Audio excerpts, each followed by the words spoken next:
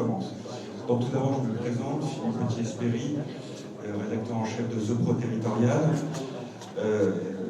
Je vous présente effectivement les intervenants de cette cérémonie d'ouverture. Pour faire simple, en deux mots, on va parler des solutions pour transformer la ville face aux enjeux de transition écologique. Je devrais plutôt dire des urgences de la transition écologique. Donc, nous intervenons tout d'abord Bertrand Picard, merci de sa présence. Vous êtes fondateur de la fondation Solar Impulse et tout le monde vous connaît comme effectivement le pionnier du voyage en avion solaire. Bruno Bonnel, qui va nous rejoindre, qui est le secrétaire général pour l'investissement en charge du programme France 2030, qui était député, qui était le président d'Infogrames et qui est aujourd'hui président de Robopolis. Donc avec lui, on parlera plutôt de robotique.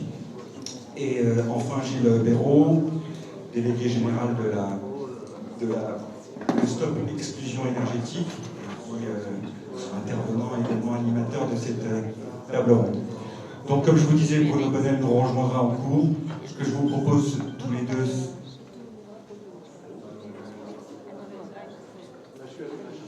Oui, mais si. Oui, c'est un argument. C'est un argument. Et donc.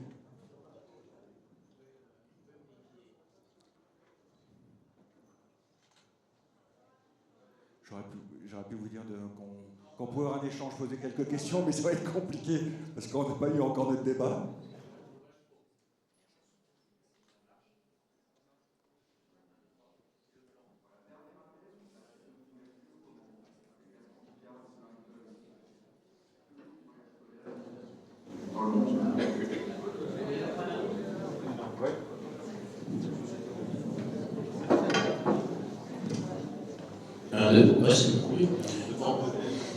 En attendant Bruno Bonnel, je propose qu'on débatte un peu, notamment sur le point de vue de l'innovation d'un journal comme The Pro Territoire. Et moi, ce que j'aimerais, c'est que tu présentes The Pro Territoire, ce qui est quand même un journal qui va arriver. C'est comme Bruno Bonnel, peut-être qu'ils sont dans le même véhicule, et que tu nous présentes ce que fait ton journal. Oui, mais le nôtre, il devait arriver hier. Donc Bruno Bonnel, je pense qu'il devait arriver ce matin. Le nôtre, je ne sais pas comment il vient, à Dodane. Mais vous présentez, c'est un journal qui a... Merci Gilles, tout d'abord, de cette introduction. J'en ai juste un exemplaire, mais je ne vais pas vous le faire circuler, parce que ça deviendrait un peu ridicule. C'est un journal qui a 5 ans. C'est un mensuel. Et c'est un journal qui, donc, c'est de la presse spécialisée qui s'adresse aux collectivités. On s'adresse aussi bien aux élus qu'aux cadres des collectivités. Et on a même l'ambition aussi de s'adresser aussi à tous les agents. Comme vous savez, dans la fonction publique territoriale, il y a beaucoup d'agents de catégorie C. Et donc, comme on a un tirage à 100 000 exemplaires, on essaie le plus possible de s'adresser aussi à eux. C'est une de nos ambitions. Président, je crois que c'est un gratuit. Oui, bonne précision. C'est vrai que c'est l'originalité et je vous avouerai la complexité aussi du modèle qui est gratuit. Sa distribution est également gratuite. Et effectivement, on le distribue dans les collectivités, également dans tous les points de rencontre, les délégations du CNFPT, tous les centres de gestion. Alors, je ne sais pas si vous connaissez les centres de gestion qui traitent les questions RH dans les collectivités. Et on est présent sur de nombreux rendez-vous, salons, congrès divers et variés. Ok. J'en profite pour saluer la présence de Michel Delpont, qui préside le club Vision Hydrogène et qui organise ici même une conférence demain à 11h, qui sera, je crois, très intéressante. Alors, je n'ai pas d'informations sur l'arrivée de Bruno Bonnel. Je pense qu'il ne devrait pas tarder. Oui, on pourrait avoir un écran, on voit ça. Est-ce qu'il vient en voiture? On le voit arriver, genre Cannes, rideau rouge. Et, Alors, ce qu'on peut faire, on va faire un tour de table. Non, je plaisante. Et surtout, ah ben voilà. Le voilà. Et maintenant, la star de cette matinée. Star américaine. Voilà, Bruno Bonnel. Bertrand, si tu veux. Non,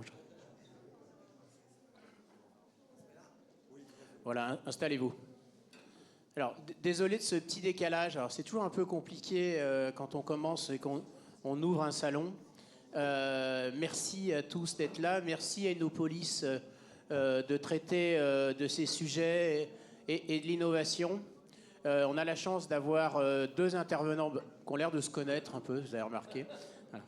Voilà. Donc pour ma part, moi j'anime un collectif qui s'appelle Stop Exclusion énergétique et on s'intéresse beaucoup à ces questions d'innovation puisqu'on cherche en permanence des solutions et d'ailleurs on en lance des trophées qui ont lieu chaque année pour promouvoir les bonnes initiatives. Et notre collectif regroupe aussi bien ATD Quart-Monde, Secours catholique, Fondation Abbé Pierre, que des entreprises comme Saint-Gobain, comme des startups et aussi des collectivités locales. Et on lance en ce moment un concept assez innovant de territoire zéro exclusion énergétique. 14 premiers territoires français. On va chercher à éradiquer complètement ces passoires thermiques dans lesquelles logent des gens en dessous du seuil de pauvreté. Mais ce n'est pas tout à fait notre sujet. On vous a présenté, je vais proposer à Bertrand de nous parler d'innovation, de ville, et notamment de toute cette action que vous menez avec la Fondation de Lausanne, mais évidemment très très largement, sur améliorer la ville, sur ces grands enjeux sociétaux. Je dois dire que j'ai beaucoup de plaisir à retrouver Bertrand. Une dernière fois, c'était la COP22 à Marrakech, mais avant, tu nous avais fait l'honneur d'ouvrir la grande conférence débat et exposition qu'on avait montée au Grand Palais, que j'avais le plaisir de présider. Et c'était un grand moment parce que la question à laquelle on est confronté, et je sais que tous les deux vous savez y répondre, c'est qu'on a besoin d'optimisme. Parce que les enjeux sont lourds, ils sont de plus en plus lourds. Alors évidemment, la crise de l'énergie, les crises qui se succèdent, et on a besoin d'aller quand même de plus en plus vite, de plus en plus fort. Et donc comment on fait pour innover, inventer et trouver les solutions, mais surtout des solutions à l'échelle? Parce que c'est bien d'avoir des bonnes idées, des bonnes pratiques. Maintenant, comment on passe à l'échelle supérieure et l'action elle-même, comment elle peut être à l'échelle pour réellement faire que ces difficultés auxquelles on est confronté baissent. Il y a un micro, il y a un pupitre, comme je sais que Bertrand aime bien prendre l'espace, donc voilà. Allez-y, pour ouvrir. Merci beaucoup. Ce sera Bruno. Bonjour à tous et à toutes. Je ne sais pas si vous avez remarqué, mais dans toutes les conférences internationales, les introductions sont toujours les mêmes. On explique la liste des problèmes, et puis ensuite on dit il faut faire quelque chose. Tout le monde applaudit, on croit que c'est l'introduction, ben non, c'est la conclusion. Il faut faire quelque chose et personne ne dit jamais comment faire.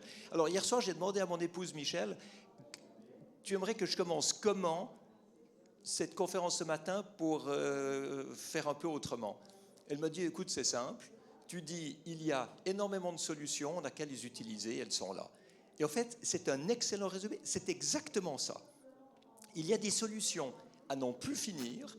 Et tout le travail de la Fondation Solar Impulse ces 5 dernières années, dans le monde de l'innovation, c'était ça. C'était aller chercher dans les startups, dans les fonds d'investissement, dans les laboratoires des grandes entreprises également, des solutions qui existent aujourd'hui. Et ça, j'insiste beaucoup là-dessus, parce qu'on croit toujours que l'innovation, c'est quelque chose qui doit se développer pour l'avenir. Et alors on dit toujours, l'innovation va nous sauver, parce qu'on aura des solutions plus tard qu'on n'a pas encore aujourd'hui. Et c'est le meilleur alibi pour ne rien faire maintenant, puisqu'on va être sauvé plus tard par une hypothèse.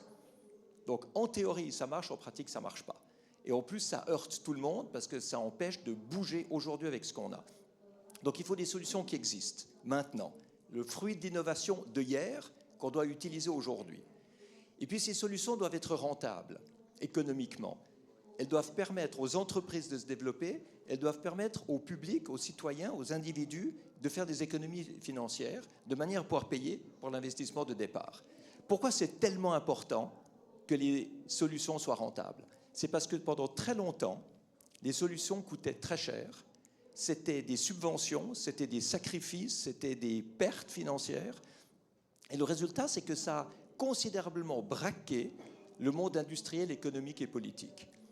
Et il y a eu ce clivage qui s'est établi entre l'économie et l'écologie, un clivage qui n'aurait jamais dû avoir lieu, simplement parce que la protection de l'environnement coûtait trop cher.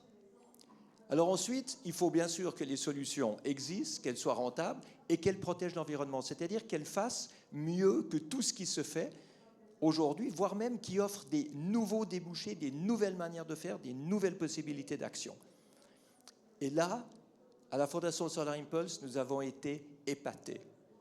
Il y a un nombre d'inventeurs et d'innovateurs avec une imagination et une inventivité absolument hors normes. Des gens qui prennent des idées qu'on n'a jamais même imaginées.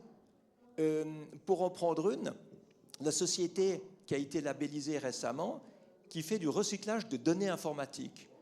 Est-ce que vous saviez qu'il y avait des milliards et des milliards de données, des trillions de données, qui tournent en permanence sur des centres de données, qui consomment de l'énergie, qui consomment de la matière parce qu'il faut fabriquer ces centres de données, qui font de la chaleur qui est perdue, alors que ces données ne sont jamais utilisées, mais doivent être conservées légalement pendant 10 ou 20 ans.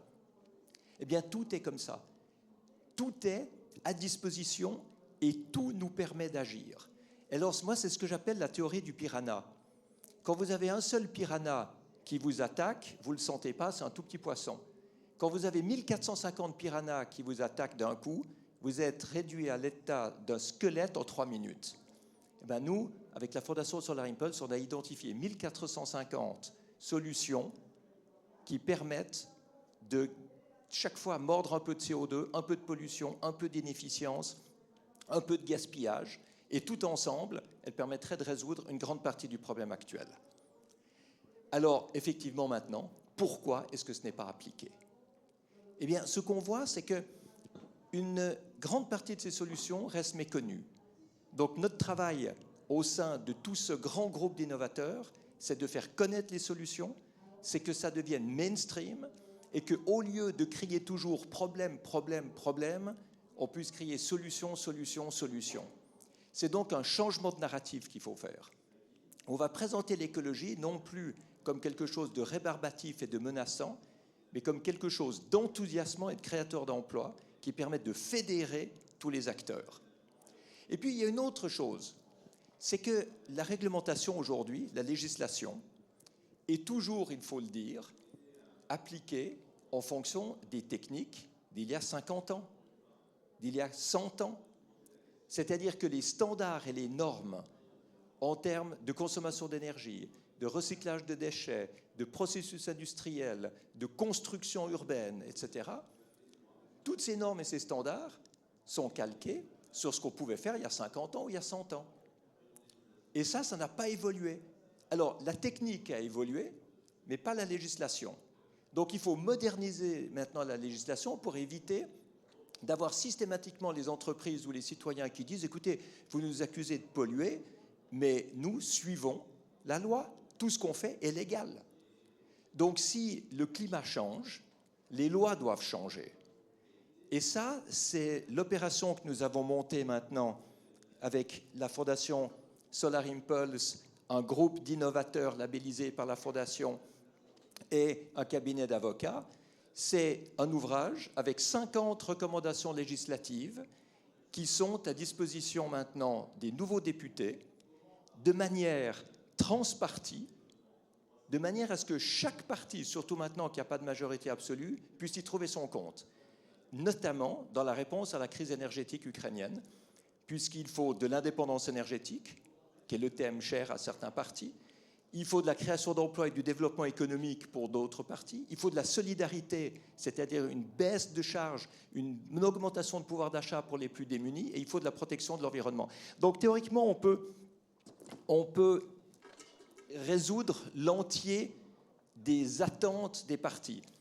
Alors, vous êtes très à jour avec Innopolis, parce que c'est aujourd'hui que ce livre des 50 recommandations est livré à l'Assemblée nationale et au Sénat. Donc maintenant, on verra ce qu'ils en font. Ce qu'il faut, c'est les encourager effectivement à utiliser ces recommandations, puisqu'elles sont prêtes à être votées pour pouvoir avancer. Innopolis, c'est pas seulement la politique, c'est aussi les villes. Donc, les villes, je ne vais pas faire tout le tableau du nombre de citoyens habitants dans des villes aujourd'hui, la quantité d'émissions de CO2, la quantité de pollution, Mais c'est clair que les villes aujourd'hui sont l'épicentre des changements climatiques, surtout quand on sait que les 2 milliards de personnes qui vont habiter les villes dans les 30 prochaines années nécessitent la construction tous les 4 mois, d'une ville aussi grande que Manhattan.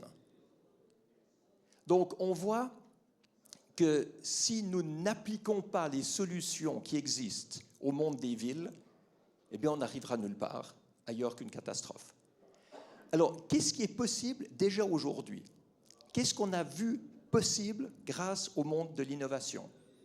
On a maintenant une possibilité d'avoir suffisamment d'efficience énergétique pour économiser les 3/4 de l'énergie qui est gaspillée dans le monde, rendant possible l'utilisation d'énergie renouvelable pour tous les besoins. Alors, on va répondre, bien sûr, c'est intermittent. On ne va pas pouvoir le stocker. Ce n'est pas vrai. Il y a toutes les possibilités de stockage. Ce n'est pas seulement l'hydrogène, cher à Michel Delpont. Ce n'est pas seulement des batteries qui peut-être vont être polluantes. C'est de la chaleur stockée dans le sol pour le stockage intersaisonnier. On stocke du chaud l'été pour le récupérer l'hiver. Ce sont des barrages avec pompage-turbinage où on pompe de l'eau dans le lac supérieur quand il y a assez d'énergie pour laisser descendre quand on en a besoin. C'est de l'efficience énergétique dans tout ce qu'on fait, dans tous les processus industriels. Quand on voit la construction et l'habitat, 40% des émissions de CO2, il y a à peu près 20% pour la construction, 20% pour l'habitat. On peut aujourd'hui construire à moitié décarboné et dans 2 ans, des entreprises comme Holcim auront un ciment qui absorbe du CO2 au lieu d'en émettre. Il y a des plateformes d'échange de gravats de démolition pour que la démolition permette de fabriquer le béton de ceux qui sont en train de construire. Et au niveau de l'habitat, il y a une domotique avec le réglage du smart house, avec des pompes à chaleur, avec de la géothermie urbaine qui permettent de vivre de manière décarbonée. Ça, c'est déjà possible aujourd'hui. En termes de déchets, j'ai parlé des déchets de données numériques, mais tout le reste permettrait aujourd'hui de se passer de décharges publiques. Vous avez des gravats de démolition, comme je l'ai dit, qui sont réutilisés, les pneus dans des traverses de chemin de fer, vous avez les déchets non recyclables qui passent dans la fabrication de gravier, de pierres de construction. Tout ça, c'est là aujourd'hui. Je ne sais pas si vous le saviez, mais moi, je ne le savais pas avant de regarder le travail de mes équipes et de ce qu'ils arrivaient à trouver au sein de cette pépinière incroyable d'innovateurs. L'eau, ce n'est pas qu'il n'y a pas assez d'eau, c'est que l'eau est gaspillée et mal utilisée. Elle peut être recyclée, elle peut être purifiée, elle peut être réutilisée. Tout ça, ça nécessite aussi de changer les réglementations qui empêchent aujourd'hui d'aller beaucoup plus loin dans l'application de ces solutions. Donc vous voyez que le narratif change, vous voyez qu'aujourd'hui, on a tout ce qu'il faut et que la clé, elle n'est plus seulement au sein des activistes qui demandent le changement avec raison, elle n'est plus seulement au niveau des entreprises qui ont compris pour la plupart que c'est un nouveau débouché. Non, je pense que la clé se trouve au niveau politique pour moderniser le système politique et favoriser l'arrivée de cette innovation sur le marché. Vous me demandiez en introduction de parler d'innovation. L'innovation, d'habitude, elle se pousse avec des subventions, des pitchs, des grants et des salons comme Innopolis. Eh bien, l'innovation doit aussi se tirer en fabriquant une nécessité pour utiliser le fruit de cette innovation. Et comme ça, le changement peut aller extrêmement vite dans la bonne direction.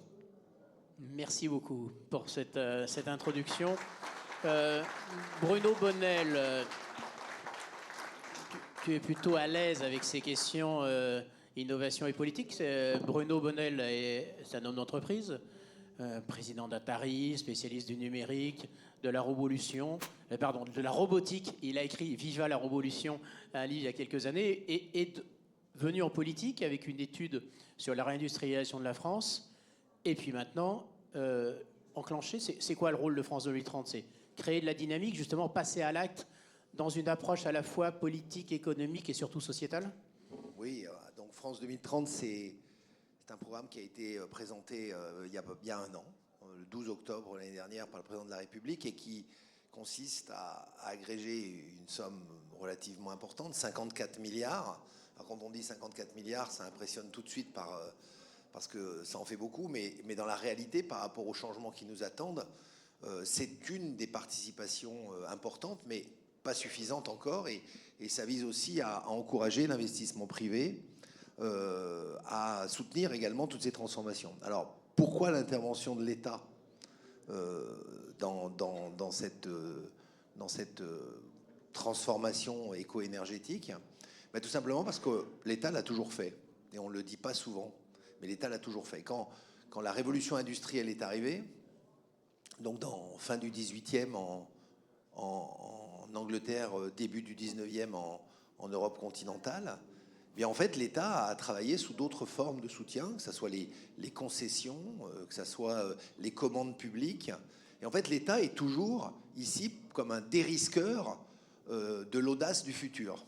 Parce que le vrai problème que nous avons très souvent, que nous avons vu pendant très longtemps, avant l'acceptation de ce changement climatique par le plus grand nombre, c'est que ça présentait un certain nombre de risques de réinvestir dans des nouveaux process, dans des process de transformation, de prendre effectivement des capitaux qui avaient des rendements qui étaient connus pour aller vers des investissements avec des facteurs d'incertitude qui étaient plus importants. Et là, l'État joue ce rôle d'encouragement, et la thèse d'investissement, comme on dit quand on est investisseur de France 2030, elle se résume en 3 points. D'abord, elle doit être fortement, je viens de le dire, incitative, c'est-à-dire qu'elle doit encourager à faire des choses qui ne se feraient pas sans elle. C'est-à-dire que si les financements d'activités traditionnelles se font hors de la sphère publique, tant mieux, laissons-les faire, mais en tout cas, cette idée d'être incitatif est critique. Le deuxième, c'est que forcément, ça doit être transformateur dans les différents secteurs que nous adressons, et nous adressons à peu près tous les secteurs de la vie quotidienne, en tout cas toutes les demandes sociétales nouvelles. Nous avons 5 pôles: la santé, la transition éco-énergétique avec la génération d'énergie décarbonée et tout ce qui est relatif aux nouveaux usages de ces nouvelles énergies, la mobilité urbaine, les développements de prototypage de villes durables, la décarbonation de l'industrie, la décarbonation du monde agricole, l'alimentation saine. Le 3e pôle s'appelle connaissance, parce qu'il y a un élément déterminant de cette transformation, c'est la formation de femmes et d'hommes à ces nouveaux métiers. On n'a pas suffisamment. Donc l'objectif affirmé, c'est de créer 1 million de formations supplémentaires d'ici 2030 dans tous ces métiers d'avenir. Le 3e s'appelle souveraineté numérique. Bertrand Piccard a déjà parlé de ces notions de recyclage de déchets numériques, mais au-delà de ça, il y a cette notion de l'homo sapiens sapiens qui devient l'homo sapiens numéris, et ces données à lui doivent être intégrées dans une logique de souveraineté. Et puis enfin, le dernier, c'est les nouvelles frontières. Un parfait exemple derrière moi, ces nouvelles frontières, mais là, ça concerne les investissements dans l'espace, dans l'exploration des fonds sous-marins et dans des nouvelles technologies, puis le quantique, donc des technologies de rupture absolue, qui effectivement sont des innovations pour le futur. Donc, transformateur dans tous ces domaines-là, c'est le 2e élément d'investissement. Le 3e, c'est d'accepter la prise de risque absolue.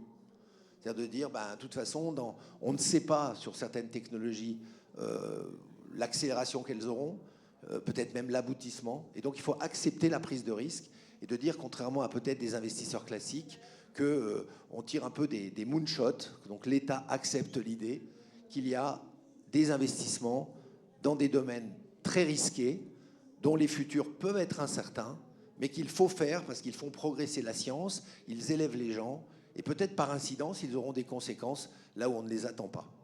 Puis le dernier point, c'est l'innovation pour tous et partout, c'est-à-dire compter effectivement sur les territoires les plus inattendus, les plus émergents, sur les acteurs les plus petits, s'il le fallait, pour avoir cette créativité dans l'innovation, pour véritablement réussir à trouver des solutions que peut-être on ne trouve pas ou on ne détecte pas dans des structures plus organisées. Donc voilà, c'est ça France 2030.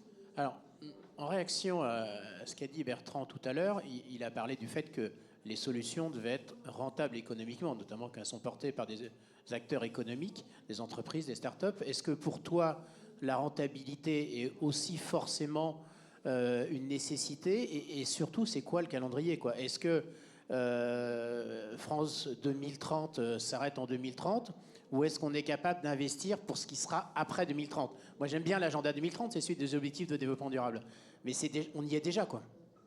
Non, alors bon, déjà en termes de rentabilité, on n'est pas un fonds d'investissement, donc on n'a pas les mêmes problématiques. Par contre, on a une énorme responsabilité, c'est l'impact.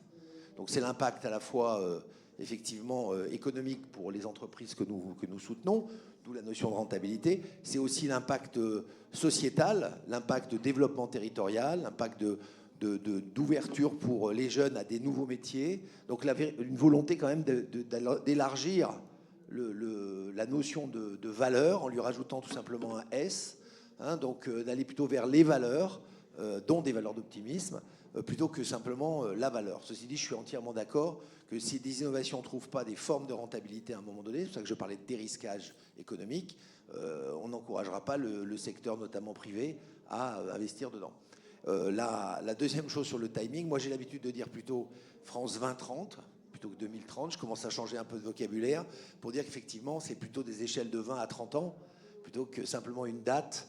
Et ça m'évite l'écueil de dire en 2030, tout s'arrête. Mais c'est super dangereux les dates, parce que pour ceux qui connaissent Soleil Vert, vous savez en quelle année ça se passe, Soleil Vert, ça se passe en 2022. Voilà, donc la vision qu'on avait de l'avenir à l'époque n'est pas forcément la même. Je profite assez lâchement parce que j'ai posé une question à Bruno il y a quelques jours. Moi, j'étais dans la salle, puis finalement, les choses ont fait qu'il n'a pas eu le temps de répondre. Donc voilà, je suis en place aujourd'hui de la reposer. Mais au-delà, c'est cette question des compétences, parce que la question, c'est celle du maillage territorial. Sur les sujets qui m'intéressent, la précarité énergétique, nous, on a besoin d'un métier dont on a déjà parlé, qui est ensemblier solidaire. C'est-à-dire, c'est des gens capables de faire de l'hypertransversalité dans chaque territoire. Et donc, c'est pas seulement former à des nouveaux métiers, c'est former aussi à une nouvelle approche de l'innovation, du territoire. Est-ce qu'on est capable réellement d'avoir ce changement qui est un changement culturel ? Écoutez, je ne sais pas si on en est capable. Ce que je pense, c'est qu'on n'a pas le choix. Ça veut dire qu'en fait, on dit beaucoup crise. Moi, je rajoute un petit mot derrière. Moi, je dis on n'est pas en crise, on est en chrysalide. C'est-à-dire on est en transformation. Et effectivement, la société dans sa perception aujourd'hui quotidienne, on est un petit peu comme ces chenilles hein, qui rampent sur un sol en 2D. Et un jour, on va devenir papillon, c'est-à-dire qu'on va comprendre un monde différent, on aura des ailes dans le dos et on le verra en 3D. C'est difficile de le concevoir. Et c'est difficile politiquement d'expliquer ça aux gens. Il y a toujours, dans toute grande phase de transformation, il y a toujours une partie de l'opinion publique qui est progressiste, qui va dire oui, il faut avancer de façon délibérée. Et puis il y a une autre partie de l'opinion publique qui est une grande résistance au changement. On l'a connu, encore une fois, au moment de la révolution industrielle. Vous aviez d'énormes résistances au changement apportées par la machine à l'époque. Et aujourd'hui, avec des centaines d'années, enfin en tout cas des dizaines d'années de recul, on pourrait dire oui, mais enfin, on aurait évité beaucoup d'erreurs si. Il n'empêche que le mouvement de transformation, il a été effectif. Et on peut mettre dans la colonne des plus et des moins beaucoup de moins. En tout cas, on en entend beaucoup moins aujourd'hui au niveau effectivement, de l'environnement, de la biodiversité, du gain de la ville sur la campagne, etc. On peut également mettre beaucoup de plus dans la colonne en termes de santé publique, en termes de niveau de vie moyen, en termes de qualité moyenne de vie pour des milliards de personnes. Donc je crois que dans tout changement, on a cet équilibre. Donc, de toute façon, ce changement est inéluctable et les médiateurs sont indispensables pour que politiquement ça soit acceptable. Donc ces métiers nouveaux, dont celui-là, sont justement soutenus par France 2030 pour qu'on dise allez-y, formons-les, pour que on puisse effectivement faire cette médiation, parce que cette transition ne se fera qu'avec de la pédagogie. Merci, je vous propose de t'asseoir. Bertrand, comment vous réagissez à ces questions de la compétence ? Parce que vous appuyez sur des solutions. Effectivement, moi j'aime bien la démarche de dire mais il y a des solutions qui existent. Donc déjà, essayons de voir si elles sont duplicables, amplifiables, etc. Mais est-ce que ça pose des vraies questions de compétences humaines et qu'est-ce qu'on peut faire ? Il y a plusieurs niveaux.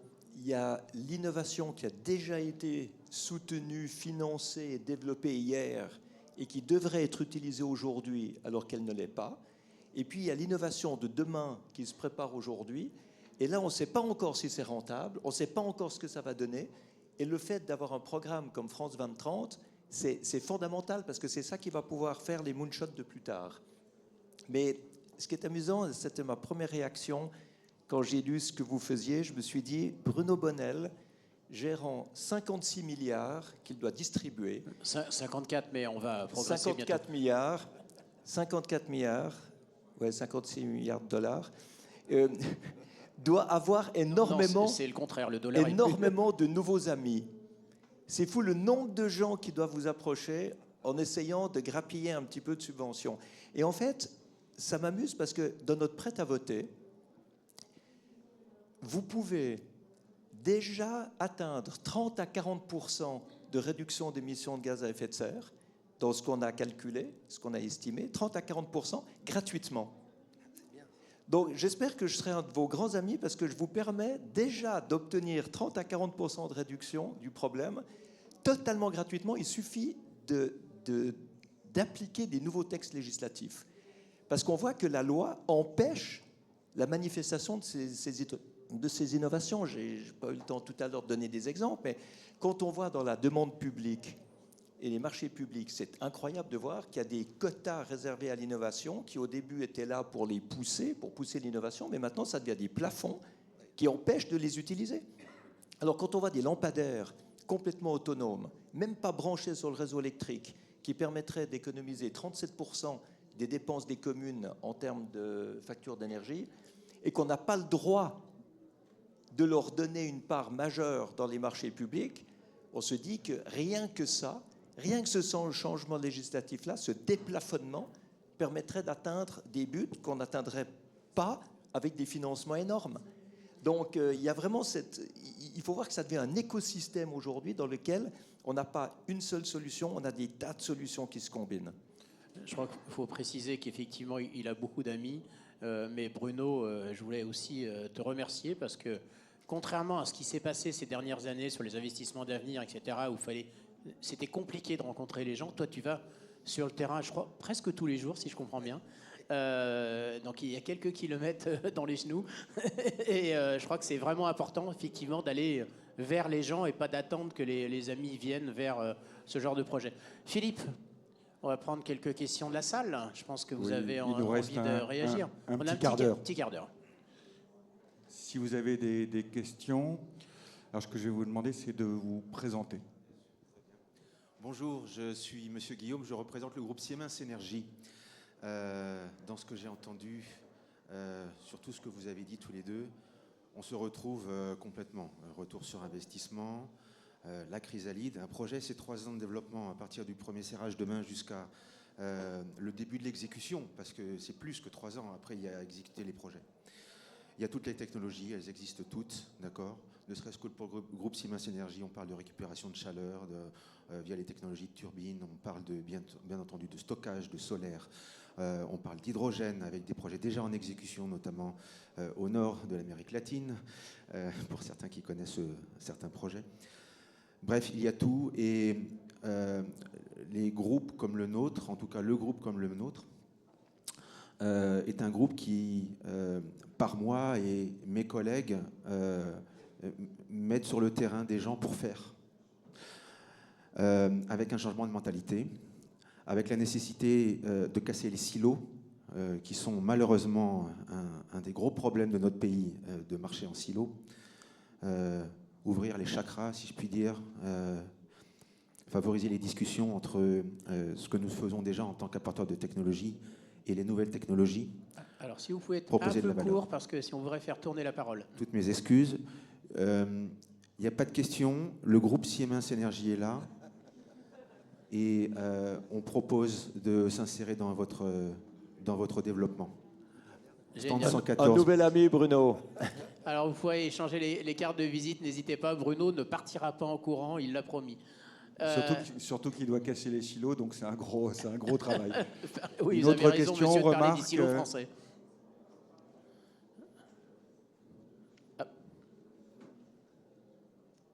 Bonjour, Maya Césari, conseillère régionale déléguée à l'innovation à la région Réunion. Effectivement, je vous rejoins sur cette problématique de nécessité de lois qui doivent permettre de pouvoir faire appliquer les innovations de territoire. Et et notamment dans une île comme La Réunion, qui a 10 000 km de sa métropole, avec des problématiques qu'on connaît d'énergie, de déchets. On produit moins de 5-10% de ce qu'on consomme, donc 95% est importé. On a des vrais soucis et notamment on a actuellement une entreprise qu'on essaye d'accompagner qui permettra de traiter des milliers de tonnes de déchets de poissons issus de la pêche pour en faire des fertilisants bio-organiques. Et on a effectivement un problème de législation, d'application de décrets. Et donc, je voulais savoir si au niveau du gouvernement, on pourrait être accompagné pour justement que les décrets soient applicables et que, enfin, ces innovations qui permettent de diminuer les déchets sur le territoire et qui permettent de lutter également contre la pollution des océans, contre l'arrivée des requins, enfin tout un tas de problématiques. Est-ce qu'on pourra avoir le soutien de l'État sur ces sujets-là? Alors, je ne sais pas si Bruno Bonnel est habilité à parler au nom du gouvernement. Ou l'ancien parlementaire. En tout cas, je pense qu'il a un avis sur le sujet. Oui, bien sûr. Bon, la réponse est oui. Mais si je me contente de ça, ça ne va pas peut-être vous satisfaire. On a bien pris conscience, et notamment pour les Outre-mer, de la complexité à la fois de l'aide financière, du mix aide financière, compétences locales et législation. Donc on travaille avec le ministère des Outre-mer spécifiquement là-dessus. Donc échangeons nos cartes après la présentation et je suis certain qu'on peut trouver des solutions pour une entreprise innovante à La Réunion. En plus, on a besoin de montrer, pas besoin politiquement, mais on a besoin de montrer que ces territoires aussi génèrent beaucoup d'innovation. C'est ce que j'appelle moi les territoires inattendus. Et au contraire, soutenons-les. Et s'il faut monter au niveau législatif, alors c'est plus mon domaine, mais je connais du monde, mais surtout au niveau des décrets, on a régionalisé, donc les préfets de région ont des consignes pour simplifier la tâche aux entreprises sur le plan, j'allais dire, des réglementations locales. Donc on en reparle après. J'aimerais beaucoup que mon équipe puisse discuter avec vous sur les solutions que vous avez déjà, parce que c'est très intéressant au niveau économie circulaire sur une île. Moi, ce que j'ai remarqué, c'est que dans les territoires d'outre-mer, il y a des fabrications d'énergie, notamment pour l'air conditionné, avec des génératrices diesel pour lesquelles il faut importer le diesel, qui pollue et qui coûte une fortune, alors qu'à Bora Bora, il y a un système qui s'appelle le SWAC, le Sea Water Air Conditioning. On prend le froid à 5 degrés à 900 mètres de profondeur. La seule consommation d'énergie, c'est une pompe et un ventilateur pour distribuer ensuite ce froid dans les locaux, dans les bâtiments. C'est 850 000 € d'économie par année par rapport à un système de génératrice diesel. C'est juste incroyable. Eh bien, il y en a 2 dans le monde, il y a Bora Bora et Tetiaroa. C'est quand même incroyable qu'ailleurs, on ne le fasse pas. Donc, ça, c'est une chose à pousser au maximum déjà dans tous les dom-toms. Mais effectivement, des solutions d'une région du monde par rapport à une autre peuvent être inspirantes. Nous, sur les questions de précarité énergétique, d'ailleurs, on a le port qui va peut-être entrer dans les quartiers zéro exclusion énergétique. Mais aujourd'hui, on a un problème d'isolation été-hiver, où malheureusement, l'été a des dégâts sur la santé largement au-delà de ce qui se passe l'hiver. Et il y a des solutions qui existent dans l'ultramarin dont on peut s'inspirer et inversement. Est-ce qu'il y a une autre question? Bon, vous avez compris, on a baissé un peu la lumière, on respecte les consignes. D'ailleurs, on peut peut-être même baisser encore un peu les projecteurs. Voilà. Non, je crois que c'est des comportements qu'il va falloir qu'on prenne de plus en plus. Alors bonjour, je suis donc la société Sysnaps, une société française souveraine, parce qu'effectivement la solution dont a parlé Bertrand Piccard, c'est une solution qui permet de réduire l'empreinte énergétique et spatiale des data centers. Donc je remercie beaucoup Bertrand Piccard parce qu'il m'a rencontré, il m'a dit ton idée est géniale, il faut que tu te fasses labelliser. Et depuis que je suis labellisée, effectivement, je suis visible. Donc on apporte de la souveraineté, on apporte de la visibilité, on apporte de la transparence donc aux citoyens. Et je demande justement à savoir comment faire pour que effectivement des actions telles que Bertrand Piccard et la Fondation Solar Impulse puissent exister, qu'on puisse être attractif nous aussi, les sociétés, il y en a beaucoup, hein, des sociétés françaises qui ont été labellisées Solar Impulse, et comment on peut être plus visible et avoir des possibilités de mettre à l'échelle nos solutions, parce qu'elles sont tout de suite, il est possible de les mettre à l'échelle. Et je sais qu'il y a en ce moment une organisation autour de la sobriété organisée sur l'énergie et des grosses polémiques sur les data centers. Et je pense que ce serait intéressant, effectivement, qu'on puisse mettre en avant des solutions qui existent. Merci encore, Bertrand. Je tenais à te le dire aussi directement. Merci. Alors, au-delà, effectivement, des médias, Merci. on parlait de The Pro Territoire, mais il y a aussi les magazines de GRK Média qui sont partenaires ici de l'organisation, notamment Green Touch Energy. La question de la communication, Bruno Bonnel a fait complètement partie prenante de France 2030. C'est aussi son rôle de faire savoir ce qui existe, ou ça reste surtout une organisation d'investissement? Non, on a une mission d'évangélisation, d'optimisme. Hein. Je pense qu'elle est bien J'aime là. bien celle-là. Et vous en faites partie. Au-delà de ça, on essaye de présenter maintenant nos appels à manifestation d'intérêt, parce qu'on décroît le nombre d'appels à projets. On considère qu'un appel à projet, c'est un peu régalien. On définit trop le projet pour chercher une solution finalement qui est déjà plus ou moins calibrée, pour aller vers des appels à manifestation d'intérêt. Et ce que je peux vous annoncer, c'est que dans les semaines qui viennent, on a un appel à manifestation d'intérêt sur la sobriété, au sens générique du terme, pour montrer justement que dans les solutions qui existent aujourd'hui, on veut les soutenir, des solutions innovantes, pour aider d'abord à la progression de ces idées, les améliorer s'il y avait besoin, et à la diffusion, effectivement, de ces idées. Donc, stay tuned, dans quelques semaines, je pense que vous aurez, dans ces domaines-là en tout cas, plus de visibilité. La deuxième chose, c'est que l'exercice que nous faisons devant vous, effectivement, de communication et de montrer qu'on est quand même en cohésion par rapport à l'objectif global, fait partie aussi de cette visibilité. Donc oui, évidemment, que ça soit des labellisations Solar Impulse ou des labellisations France 2030 pour d'autres cas, ça fait partie de ce devoir de communication qu'on veut avoir. Une toute dernière question. En général, c'est quand on dit ça que toutes les mains se lèvent, mais ce sera vraiment la dernière. Très bien. Bonjour, Diane Dira-Jouvert, en charge du laboratoire d'innovation pour le Grand Reims. En fait, c'est pour faire écho à tout ce que vous disiez, et notamment pour la communication. On est entre personnes en fait, qui comprenons cette urgence. Néanmoins, ce serait intéressant de faire de la communication et de former les gens, en gros, tout le public, tout le monde.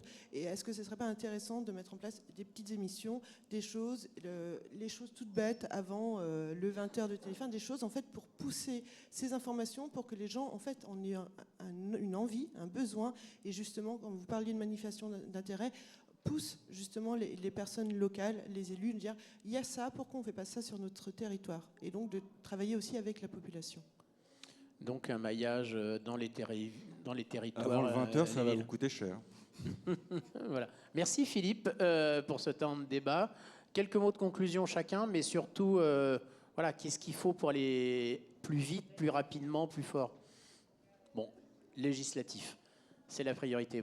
Législatif, moderniser la législation et puis communiquer sur tout ce qui existe et donner de l'enthousiasme.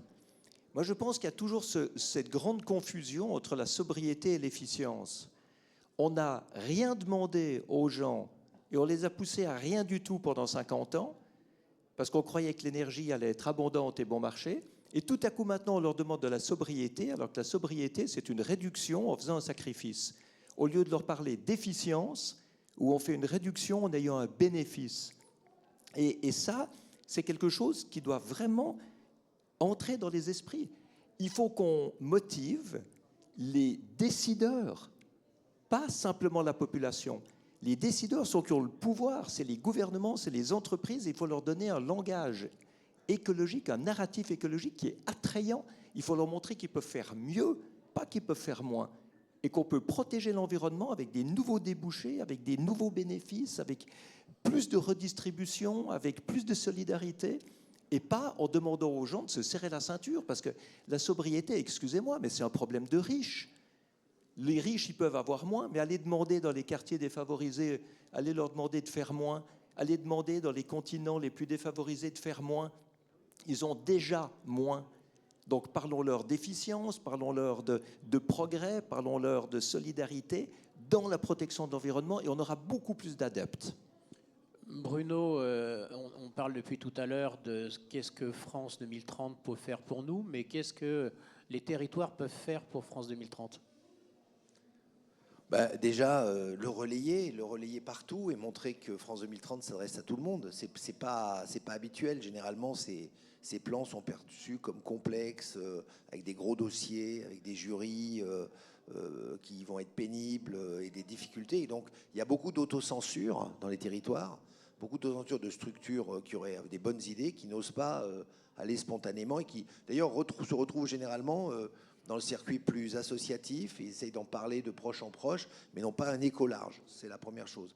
Mais je voudrais quand même rebondir sur ce qu'a dit Bertrand Piccard, parce que je crois que c'est important. Et j'ai moi-même utilisé le mot sobriété, parce qu'il est maintenant médiatiquement entendu que c'est un petit peu l'inverse de l'abondance, si je pourrais dire. C'est-à-dire qu'aujourd'hui, des fois, vous marquez comme ça de pierre blanche certains discours politiques, et ça crante dans le marché. Et on est par contre fondamentalement d'accord que ce n'est pas évidemment une sobriété de contrainte, c'est plutôt une lucidité par rapport à un changement, par rapport à une transition que j'ai décrite tout à l'heure. Et qu'est-ce qu'on peut faire pour accélérer les choses ?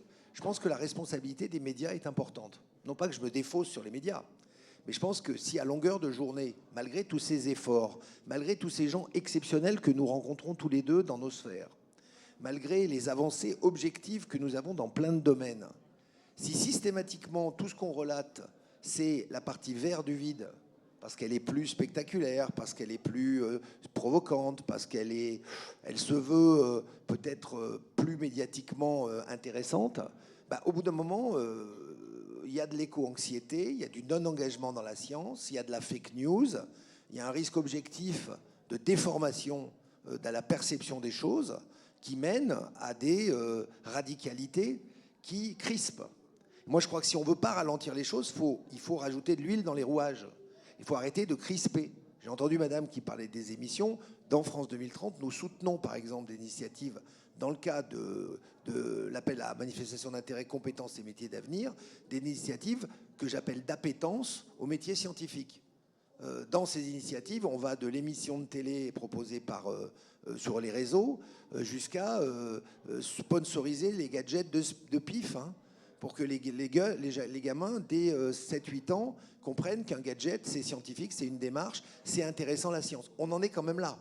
On est dans une population qui décroche de plus en plus de la notion de science parce qu'elle a sali la planète, pour vous faire court. Et comme elle a sali la planète, il ne faut pas s'y engager. Vous avez des formations dans l'Est de la France aux métiers scientifiques et techniques qui ne remplissent pas à plus de 60%. Le dernier concours de professeurs des écoles, il a été suffisamment médiatisé.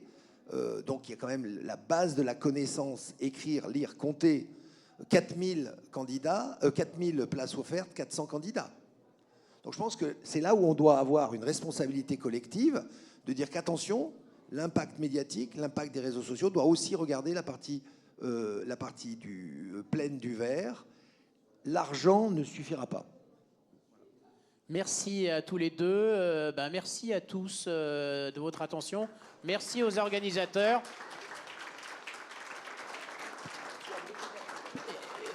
Et n'oubliez pas, demain à 11h, hydrogène. À bientôt.